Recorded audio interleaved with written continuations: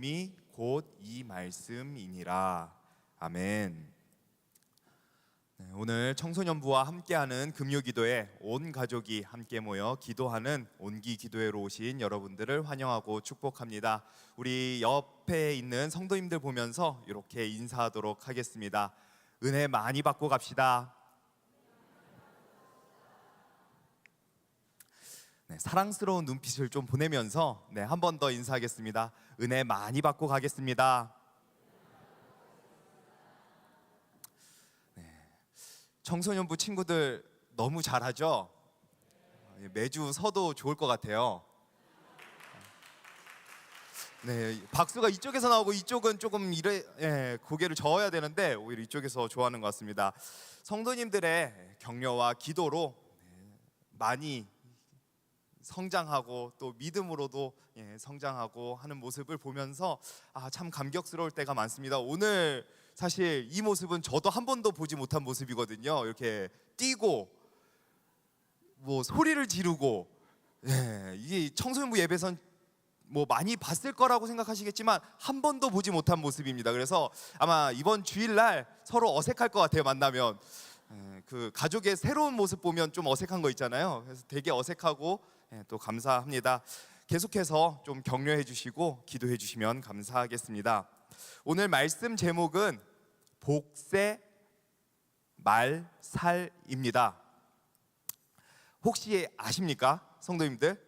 우리 젊은 애들은 다 알아요. 그래서 한 친구가 와서 목사님 저 이건 알아요 라고 했는데 혹시 성도님들 중에서 혹시 아시는 분 있습니까? 복세 말살, 복잡한 세상 말씀으로 살자라는 게 제목입니다. 원래 복세 편살이라고요. 한 오래됐습니다. 이것도 되게 구닥다리 줄임말입니다. 사실. 그런데 복잡한 세상 편하게 살자였는데 제가 그 편하게를 말씀으로 바꿔서 복잡한 세상 말씀으로 살자로 제목을 정했습니다. 우리 한 번 더 인사할 때 옆에 분 보시면서 복잡한 세상 말씀으로 살자 이렇게 인사하겠습니다. 말씀으로 살자. 아멘. 사실 최신 유행하는 줄임말로 사실은 제목을 준비하려고 했었는데요. 제가 공부를 하다 보니까 저도 너무 어려운 거예요. 이게 막 공부하다가 요즘 거는 도대 뭐 이게 들어맞지가 않는다. 옛날 거라도 하자 해서 복세 말살입니다. 요즘 얼마나 빨리 바뀌는지요. 줄임말들이 외웠다 싶으면 바뀌고요. 제가 외워서 써먹으면 그거 오래됐다고 야유와 핀잔을 주는 것이 요즘 우리 친구들인데요. 제가 공부하면서 몇 가지 줄임말을 조금 찾아왔습니다. 한번 보시고 뜻을 한번 유추해 보시면 좋을 것 같습니다. 전혀 감이 안 오시죠? 그래서 조금 빨리 넘어가겠습니다. 종 높을 예, 종이 빨대도 플라스틱 빨대 예스. 요즘 종이 빨대 주니까 그게 막 흐물흐물해져서 싫어가지고 종로플예라고 이렇게 이야기를 합니다. 뭐 어디 다른 데서 가져온 게 아닙니다. 스불제.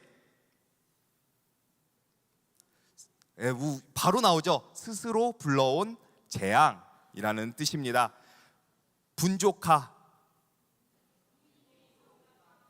카페 나임이죠. 분위기 좋은 카페. 분조카라고 합니다. 이건 아시는. 자, 마지막입니다. 요거 한번 보여주세요. 카톡에서 많이 씁니다. 우리 친구들. HMH, GMG. 하면 해, 가면 가. 누구누구 하면 나도 해. 누구누구 가면 나도 가. 할 때 HMH, GMG 이렇게 씁니다. 신세계죠. 요즘 줄임말뿐만 아니라요. 인터넷 밈이라는 것을 활용해서 조금 아이들은 소통을 하는데요. 자, 밈 한번 좀 띄워주시겠습니까? 보세요. 우리 아이들만 웃고 저게 도대체 뭐지? 다음 거 보여주세요. 계속 보여주시면 좋겠습니다. 엄마가 모르셔서 그렇지 요즘은 다들 이렇게 입어요. 요거 인터넷상에서 굉장히 유명한데 뭐 저게 도대체 뭐야? 잔말 말고 에어컨 파워 냉방으로 틀어. 리얼 허거덩거덩스한 상황 등등 뭐 엄청나게 많습니다. 지금 성도님들 일시적으로 표정이 굳으셨는데요. 그냥 모르는 척 웃으면서 좀 아는 척 해주시면 좋을 것 같습니다. 사랑하는 금호중앙의 성도님들은 이거 다 외우지 않으셔도 됩니다. 대부분은 사라질 것들이고 남아있다 하더라도 결국에는 없어지고 다른 것들로 또 대체가 될 것이기 때문입니다. 많이 공부하는 것은 사람을 피곤하게 한다라고 전도서에 말씀했습니다. 하나도 공부하지 마시고 그냥 저런 게 있구나, 저런 게 곧 사라지겠구나, 저거보다 더 심한 것들이 또 생겨나겠구나, 이 정도만 우리 성도님들 기억하시면 좋을 것 같습니다. 가수 GD가요 자기 노래 가사에 아주 유명한 명언을 하나 남겼습니다. 영원한 건 절대 없어. 이처럼 세상은요 늘 무언가 새로움을 쫓고 또 그것을 붙잡아야 할 것처럼 우리는 생각하고 살아갑니다. 그런데 금세 사라지고 맙니다. 오늘 말씀은 우리에게 이렇게 묻습니다. 정말 영원히 붙들 수 있는 것은 무엇인가? 오늘 우리가 읽은 본문 말씀 베드로전서는요 소아시아 지역, 당시 터키 지역의 이방인 그리스도인들에게 보내는 권면과 위로의 서신입니다. 우리 베드로전서 1장 1절 2절 말씀 우리 한 목소리로 읽어보도록 하겠습니다. 예수 그리스도의 사도 베드로는 본도, 갈라디아, 갑바도기아, 아시아와 비두니아에 흩어진 나그네 곧 하나님 아버지의 미리 하심을 따라 성령이 거룩하게 하심으로 순종함과 예수 그리스도의 피 뿌림을 얻기 위하여 택하심을 받은 자들에게 편지하노니 은혜와 평강이 너희에게 더욱 많을지어다. 아멘. 이 신학적 진술은요 세 가지 내용을 담고 있을 뿐만 아니라 형식도 삼위일체적이다라고 표현을 합니다. 아까 2절 말씀 잠깐 띄워주시면요, 하나님 아버지의 미리 하심을 따라 성령이 거룩하게 하심으로 순종함과 예수 그리스도의 피 뿌림을 얻기 위하여 택하심을 받은 자들에게 편지한다라고 말씀합니다. 곧 로마에 속한 여러 주들에서 흩어져서 나그네로 살아가지만 하나님의 택하심을 받은 자들, 디아스포라 이방인 그리스도인들에게 이 서신을 쓰고 있는 것입니다. 나그네라는 1절의 표현은 천국을 소망하며 이 땅을 살아가는 그리스도인의 삶의 정체성을 꿰뚫고 있는 단어이기도 합니다. 이 땅에 정처를 두지 않는 나그네이자 또 천국을 저 본향을 소망하며 살아가는 순례자들이 바로 하나님의 택하심을 입은 자들이다라고 정의 내리고 있는 것입니다. 자, 베드로전서는요 별명이 하나 있습니다. 한번 같이 따라해 보겠습니다. 소망의 서신. 베드로전서를 쭉 읽다 보면 반복해서 나오는 네 가지 단어가 있습니다. 바로 나그네, 산소망, 고난, 거룩함. 이 네 가지가 베드로전서를 관통하는 네 가지의 단어입니다.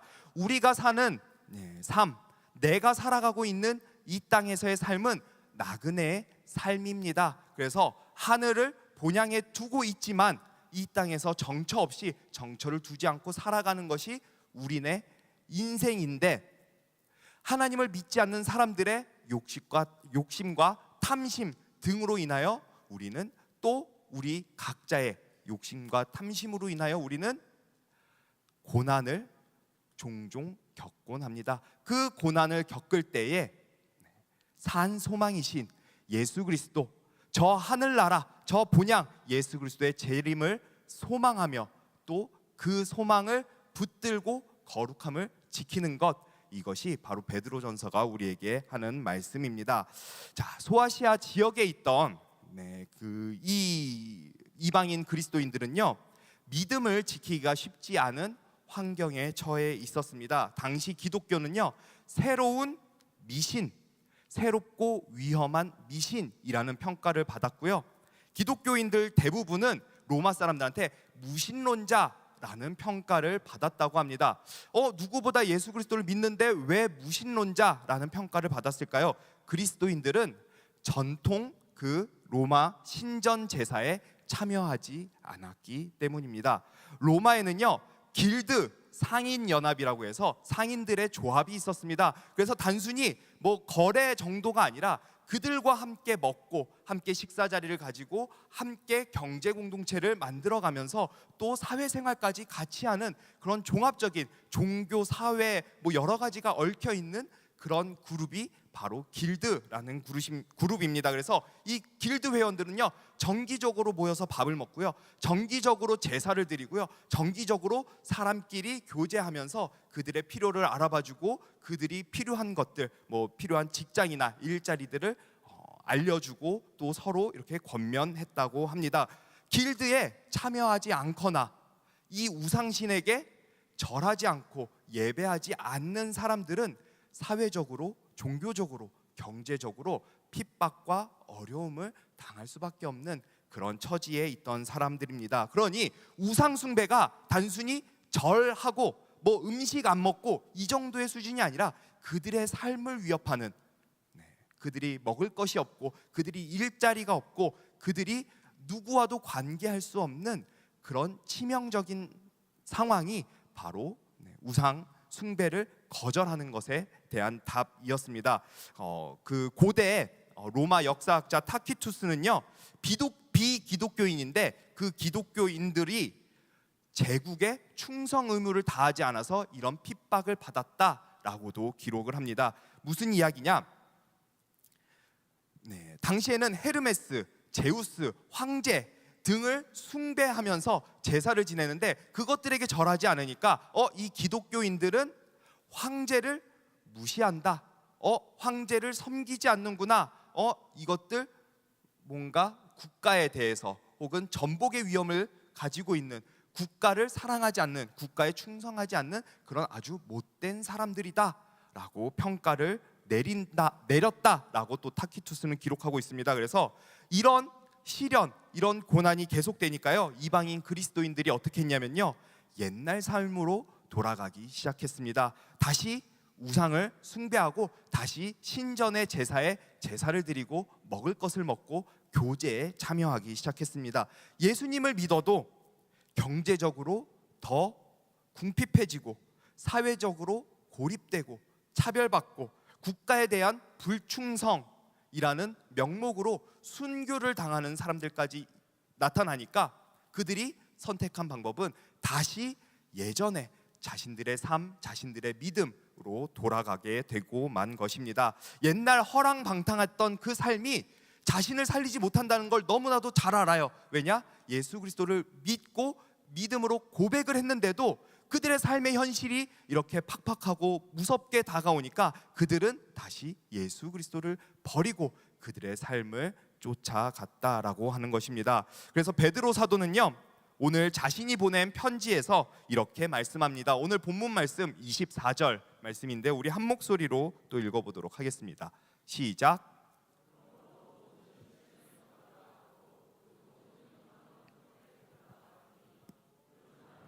꽃은 떨어지되, 풀과 꽃은요, 인간의 잠정적이고 가련한 상태를 비유하고 있습니다. 풀과 꽃은 아름답지만 금방 시들고 사라집니다.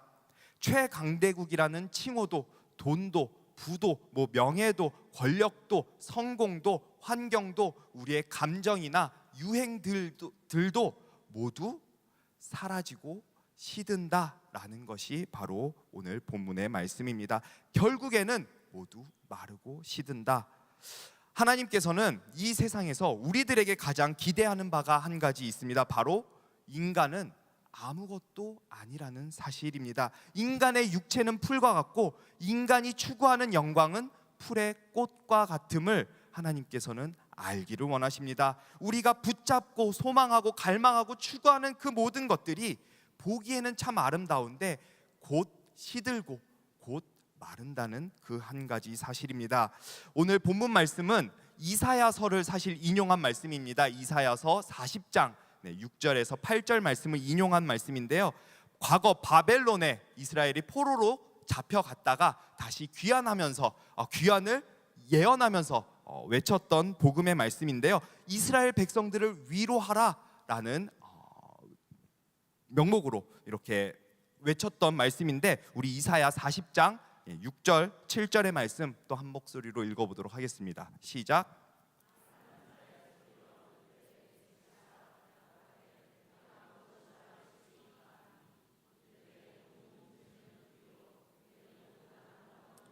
꽃과 같으니 풀은 마르고 꽃이 시듬은 여호와의 기운이 그 위에 불미라. 이 백성은 실로 풀이로다. 바벨론이라는 그 나라는요, 당시에 엄청난 강대국이었습니다. 그래서 주전 4세기경에 역사학자 헤로도토스는 바벨론의 성벽이 얼마나 두꺼운지 말 4마리가 마차를 끌고 다니면서 방향 전환을 쉽게 할 수 있을 정도라고 기록을 해놨습니다. 헤로도토스라는 학자가 약간 이게 조금 뻥튀기가 조금 있다라는 평가를 받는데요. 그럼에도 이 바벨론의 성벽이 그만큼 두껍고 그만큼 크고 건장했다라는 것을 의미합니다. 그런데 그 바벨론이 어떻게 되었습니까? 모두 알다시피 이름만 남긴 채 금방 그 대제국도 무너지고 말았습니다. 자, 7절에 여호와의 기운이 분다라는 것은 중동 지방에 부는 뜨거운 사막의 모래 폭풍을 의미합니다. 시로코라고 하는데요, 한번 불기만 하면 이 모든 풀들이 다 시들어 죽어버린다고 합니다. 사막에서 피어나는 풀, 이 식물들 얼마나 생명력이 질기겠습니까? 사막에서 얼마나 잘 버텼겠습니까? 그런데 이 시로코가 한번 덮고 나면 그것들마저도, 그렇게 버티던 것들마저도 하루아침에 모두 시든다.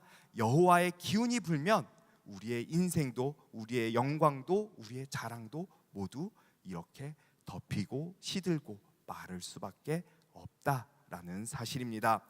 예수님도 누가복음 12장에서 어리석은 부자의 비유를 하십니다. 너가 소출을 많이 얻고 창고를 짓고 뭐 마음껏 쌓아놔도 그날 밤 하나님이 그 영혼을 취하시면 그 사람의 인생은 끝이라는 사실입니다. 그 둔 것들 모두 두고 갈 수밖에 없다라는 것입니다. 인생이 바로 이와 같습니다. 사람이 아무리 좋은 계획을 세우고 아무리 좋은 것을, 멋진 것을 가지고 있다 하더라도 하나님이 부르시면 가야 합니다. 부자도 가야 하고요, 저도 가야 하고, 성도님들 중에서도 누구라도 하나님이 부르시면 갈 수밖에 없는 존재입니다. 베드로 사도는요, 이 말씀을 인용해서 고난과 핍박을 이기지 못하고 다시금 예전의 삶으로 돌아가는 그 이방인 그리스도인들에게 이렇게 말씀합니다. 오늘 25절 말씀입니다. 함께 읽도록 하겠습니다. 오직 주의 말씀은 세세토록 있도다 하였으니 너희에게 전한 복음이 곧 이 말씀이니라. 풀은 마르고 꽃은 시드나 우리 하나님의 말씀은 영원히 서리라. 이사야 40장 8절의 말씀입니다. 이 영원한 하나님의 말씀을 붙잡고 살아가는 사람들은요, 하나님의 말씀이 마음속에 있는 사람들은 모든 것이 썩는, 모든 것이 허무할 수밖에 없는 이 인생을 살아가는데 썩지 않고 허무하지 않다라는 반증의 말씀이기도 합니다. 말씀이 곧 하나님이고 하나님은 불변하시기 때문입니다. 요한복음 1장 1절 말씀입니다. 태초에 말씀이 계시니라. 이 말씀이 하나님과 함께 계셨으니 이 말씀은 곧 하나님이시니라. 아멘. 많은 남자들이요, 군대에서 썩는다라는 표현을 합니다. 군대는 남자들의 삶의 위기이자 고난입니다. 그리고 저도 역시 군대에서 2년을 썩는다라고 생각을 했습니다. 그런데요, 그 안에 하나님의 말씀을 붙들고 살아가는 사람들에게는 그 삶이 썩지 않습니다. 그 자신의 정체성을 바로 세울 수 있는 시간이자 자신이 결코 썩지 않는다는 시간이었음을 또한 증명해내는 순간이 되기도 합니다.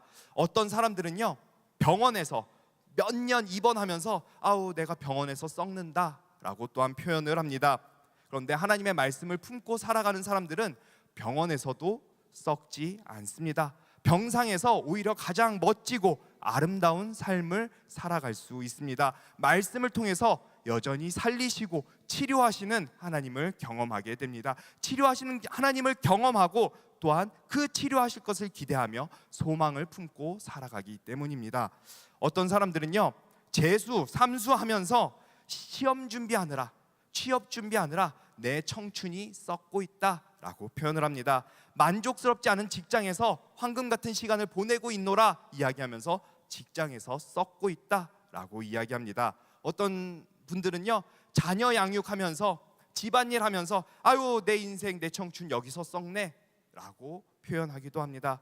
그런데 말씀을 붙든 사람들에게는 이 시간이 결코 썩는 시간들이 아닙니다. 나를 단련하는 시간, 정금이 되는 시간, 나에게 맡긴 사명들을 발견하고 삶으로 증명해낼 수 있는 시간들이 된다는 말씀입니다.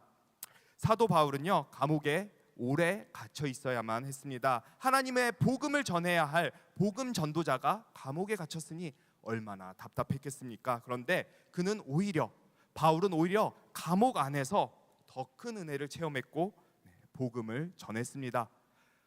옥중서신을 써서요, 많은 사람들에게 자신이 누리고 있는 받은 그 은혜를 전하며 하나님의 말씀을 붙든 사람들은 어디서든 썩지 않음을 증명해 보였습니다. 이처럼 말씀을 붙든 사람들에게는요, 썩는 시간, 썩어질 영광 속에서 썩지 않는 삶을 사는 힘이 있는 줄 믿습니다. 오늘 말씀은 너무나도 간단합니다. 저와 여러분들은 썩어질 씨가 아닌, 오늘 23절의 말씀처럼 썩어질 씨가 아닌 영원히 썩지 않는 씨로 말미암아 거듭난 자들이다 라고 이야기합니다. 나그네이고 순례자임을 베드로 사도는 우리에게 권면하고 있습니다. 풀과 같이 마르고 꽃과 같이 시드는 이 세상 속에서 그것들을 붙잡으며 한낱 사라질 것들을 추구하며 살아가는 것이 아니라 영원을 사모하며 살아가는 나그네, 순례자로 부르셨음을 저와 성도님들이 꼭 기억할 수 있기를 소망합니다. 그리고 이 하나님의 말씀을 붙들고 살아가는 사람들에게는 모든 것이 썩고 마르고 시드는 이 땅 가운데서도, 그 시간 속에서도, 그 상황 가운데서도 썩지 않고 시들지 않고 마르지 않는다라는 사실을 또한 기억할 수 있기를 바랍니다. 위기와 고난 앞에서 말씀이 주는 소망으로 단단히 서 계시기를 진심으로 소망합니다. 말씀을 마무리하겠습니다. 학업과 고3 입시, 취업, 병중이나 삶의 권태 등 삶의 위기와 고난이 찾아오면 우리는 대부분 어떻게 합니까? 말씀을 보는 시간을 줄이고 기도를 줄이고 자녀들의 신앙 양육을 줄입니다. 다른 무엇인가를 더 오래 하고 길게 보내면서 그 위기를, 그 고난을 극복해 보고자 합니다. 자녀 교육 때문에, 일 때문에 바쁘다는 이유로 말씀과 신앙을 줄이지 않길 바랍니다. 위기와 고난 앞에서 예전 삶으로 돌아가지 않기를 또한 소망합니다. 예수 그리스도만, 그 말씀만 영원히 산다라는 말씀을 저와 여러분들이 꼭 기억하면서 썩어질 것들 가운데서 오늘 직장이 썩어 있더라도, 내 상황이, 내 삶이 썩어 있더라도 그 속에서 하나님의 말씀을 붙들고 살아가는 사람들은 결코 썩지 않음을 저와 여러분들이 이 시간 다시금 기억하며 살아갈 수 있기를 진심으로 소망합니다. 온 가족이 함께 말씀을 붙들고 기도하는 가정이 되기를 진심으로 소망합니다. 우리 한 번 더 옆에 있는 성도님 보시면서 이렇게 권면하겠습니다. 복잡한 세상 말씀으로 살자. 네, 함께 기도하겠습니다.